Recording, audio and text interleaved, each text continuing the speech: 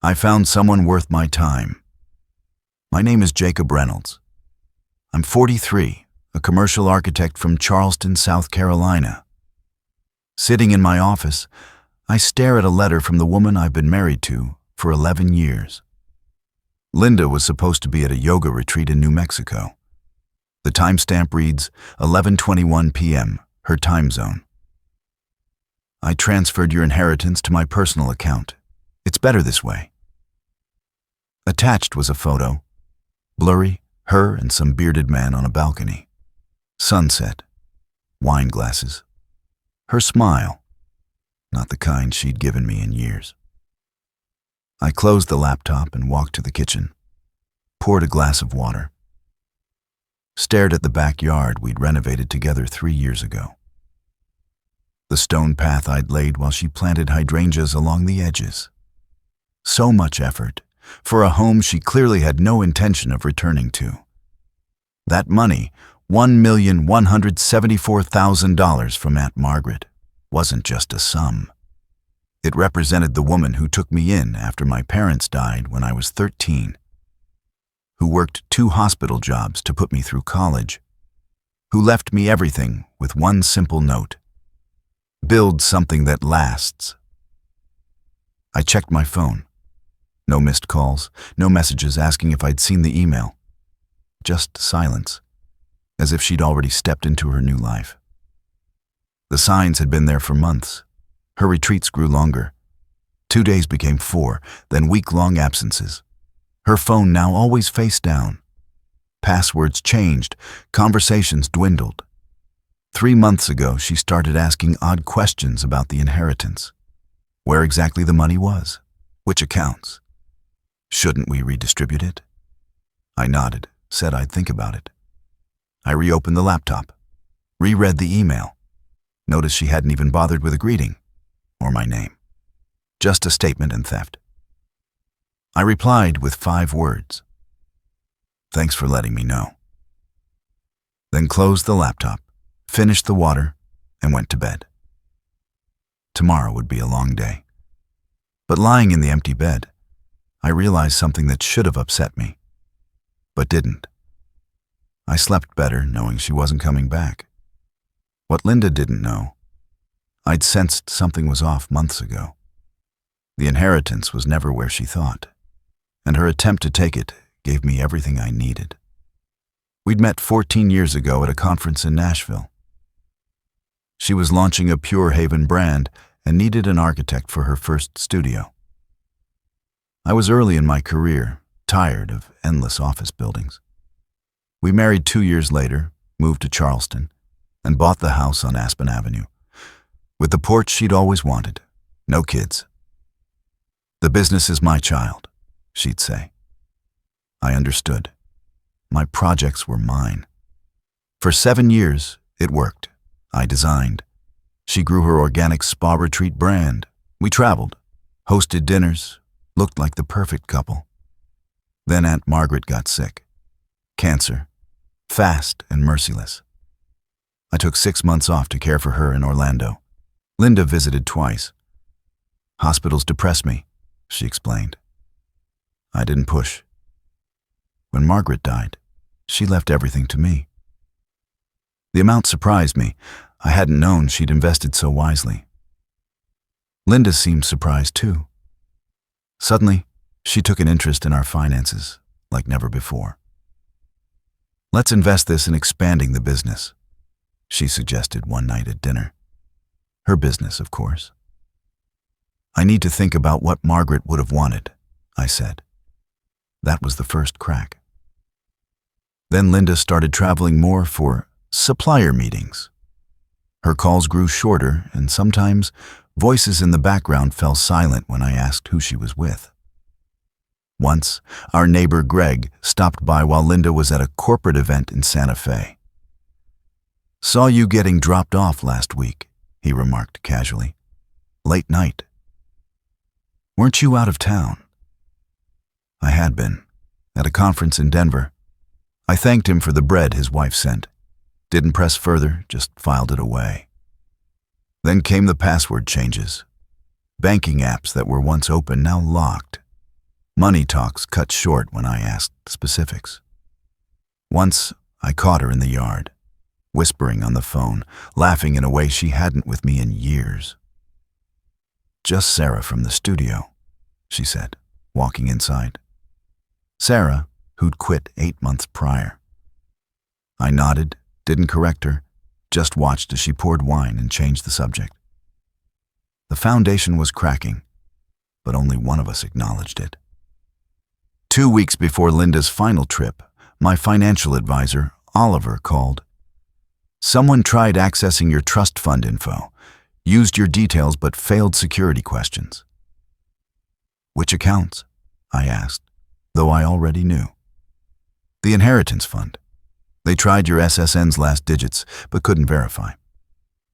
I thanked him, hung up, and sat at my desk a long time. That evening, Linda asked, "Maybe we should simplify our accounts." So many logins is silly. She wouldn't look at me. "Let's consolidate everything." "Maybe you're right," I said. "I'll talk to Oliver." The next day, I drove to Orlando to see Rita Wallace, Aunt Margaret's lawyer, now mine. Laid out my suspicions without emotion, just facts. "Your aunt was wise choosing an irrevocable trust," Rita said. "The money's protected, no matter what happens in your marriage." "And if someone tries transferring it without permission?" Her face hardened. "That's financial fraud, with clear legal consequences." I nodded. "Document everything, and set up monitoring for any access attempts." When I returned, Linda was already packing for her retreat. She kissed me quickly goodbye. "Might stay longer," she tossed over her shoulder. "Want to dive deeper into my practice?" I helped load her bags, watched her drive away, then opened our shared cloud storage. In the Remodel Ideas folder, a project we'd supposedly planned, I found what I was looking for. Screenshots of my accounts, copies of statements, transfer notes, a photo of a whiteboard. 1,174,000 minus 20%, fees. She'd been preparing this for months. I closed the folder, walked through the house where every object felt part of a fabricated life, and felt a strange calm. The betrayal wasn't a surprise. What shocked me was my reaction, not rage or grief, but clarity. For the first time in years, I saw our marriage for what it had become. A transaction she was ending because she'd found a better deal. I spent that night in the guest bedroom, and by the next morning, I'd begun making calls.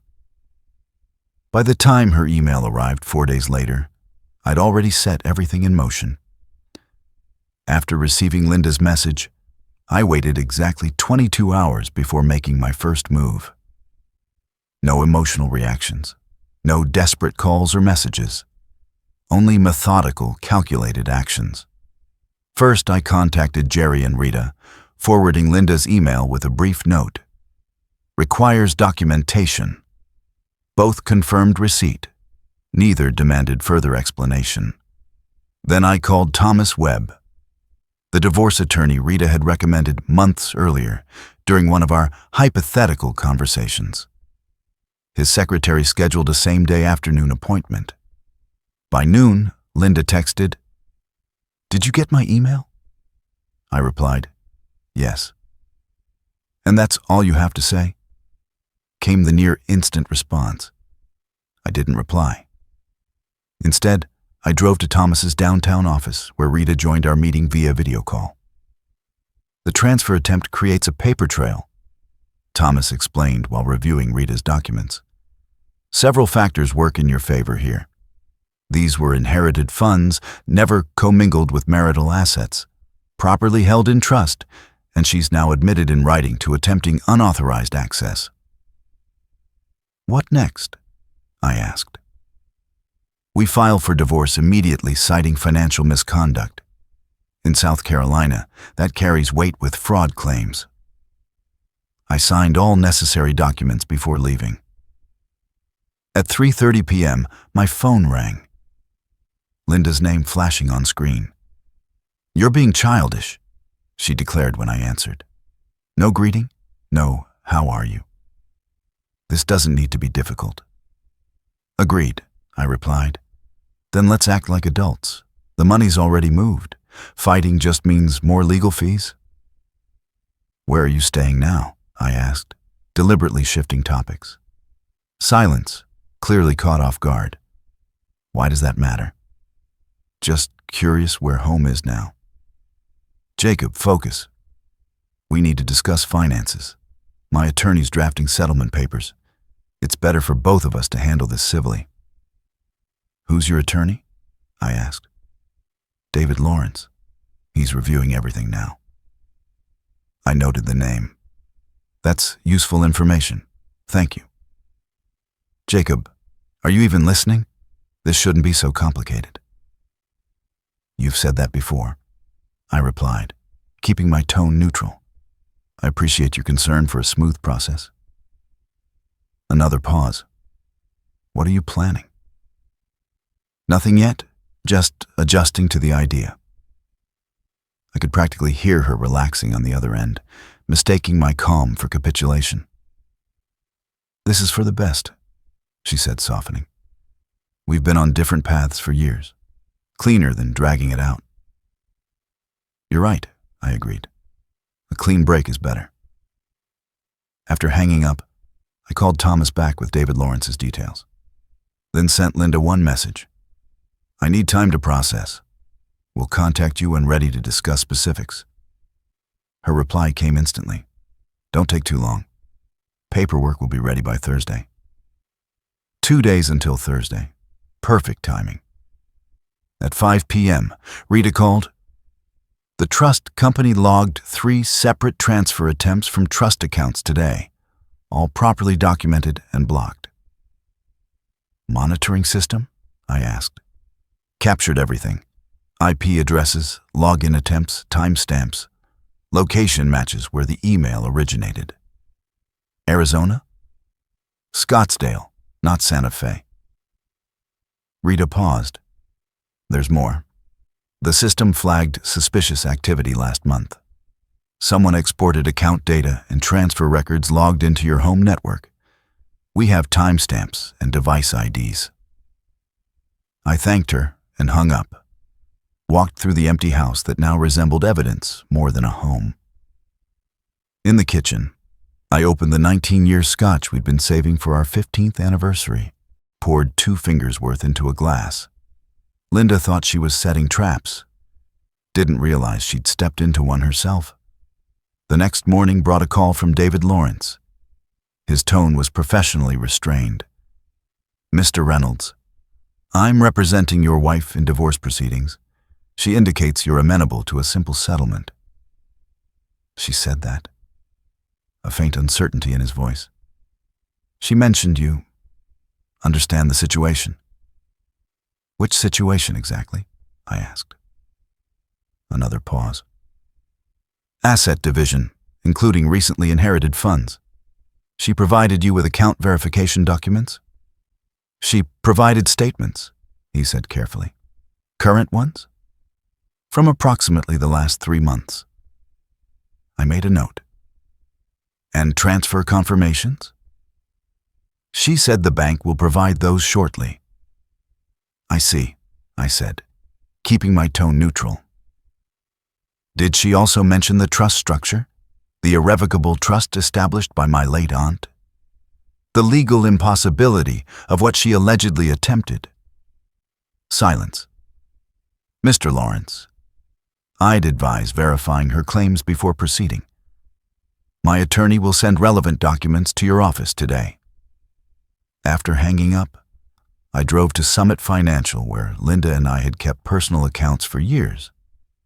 Harold, the manager who'd handled our mortgage refinancing 2 years prior, ushered me into his office. "I need to review recent activity on all joint accounts," I explained. Harold pulled up our records. His expression changed as he scanned the data.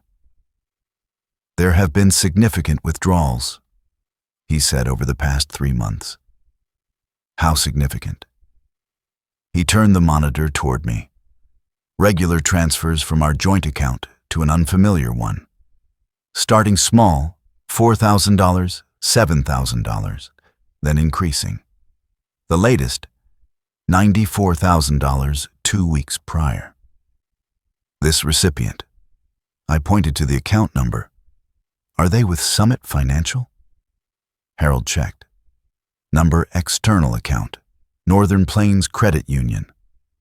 I'd never heard of it. Can you print 6 months transaction history? While waiting, Thomas texted, Lawrence demanding emergency meeting. Tone has shifted dramatically. By the time I returned to Thomas's office, the picture clarified. The Northern Plains account, opened 8 months ago solely in Linda's name, listed a Scottsdale, Arizona apartment address. Total withdrawn from our joint accounts, $356,500. She's been building a new life for a while, Thomas observed. While continuing to use mine, I added. We were reviewing bank records when Thomas's assistant announced David Lawrence on the line. I've received the trust documents, Lawrence said, tension evident. My client may have misrepresented certain aspects of the financial situation, including her ability to access or transfer those funds. That appears to be the case, Lawrence conceded. Given this new information, I believe all parties would benefit from discussing a revised approach. My client has already filed for divorce, citing financial misconduct, Thomas replied. The documentation speaks for itself. After hanging up, Thomas looked at me. He'll drop her by day's end. No self-respecting attorney would touch this. What about the money she actually took from joint accounts? I asked. We'll include it in the filing. Document everything. Let her explain to a judge why she needed a secret apartment and systematic asset diversion. I nodded, feeling only a hollow quiet. The betrayal ran deeper than I had imagined. This wasn't some impulsive decision. It had been meticulously planned and prepared over months, all while she lay beside me in bed, dined across from me at the table, discussed our future plans with me.